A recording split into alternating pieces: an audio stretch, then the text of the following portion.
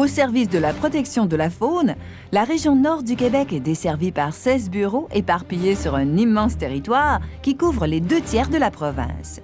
Le Comité de santé et sécurité, mis en place il y a plus de 25 ans, a relevé le défi de coordonner la prévention dans cette réalité géographique particulière aux cultures diversifiées en établissant des structures et des liens de communication efficaces. En outre, les innovations hors pair du comité permettent de trouver des solutions adéquates aux multiples contraintes imposées par les conditions extrêmes de travail. À travers les années, il a su faire face avec succès à toutes les situations rencontrées.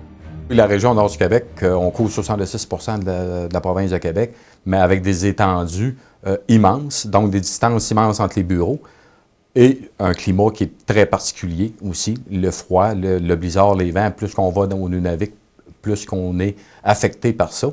Donc, les distances font en sorte qu'il faut absolument qu'on ait des outils particuliers en santé et sécurité pour assurer la sécurité de nos travailleurs sur le territoire, que ce soit en aéronef ou en motoneige ou en bateau sur des plans d'eau immenses.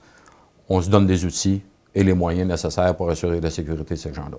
Au sein de ce comité-là, on a beaucoup d'échanges employeurs et employés. Tous les sujets par rapport à la sécurité au travail, même dans les espaces bureaux, il y a toujours eu un très bon échange puis une très bonne discussion pour arriver à des solutions à régler certains problèmes qui étaient soulevés, que ce soit lors de patrouilles ou lors de travail de position ergonomique dans les bureaux.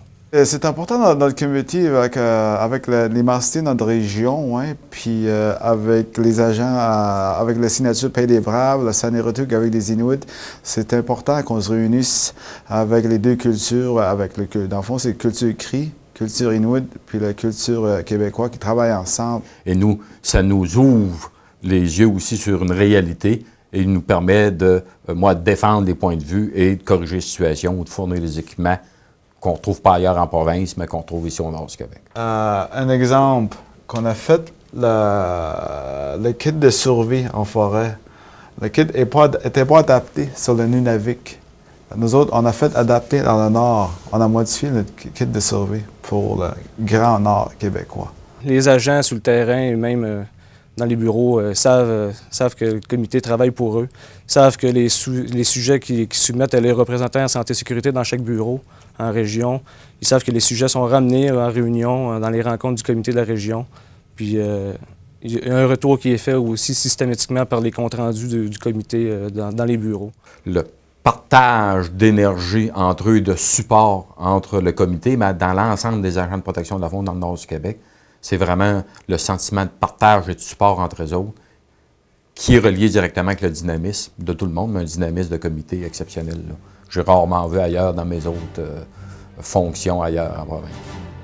L'APSAP est particulièrement heureuse de rendre hommage au Comité de santé et sécurité de la protection de la faune du nord du Québec, du ministère des Ressources naturelles et de la faune.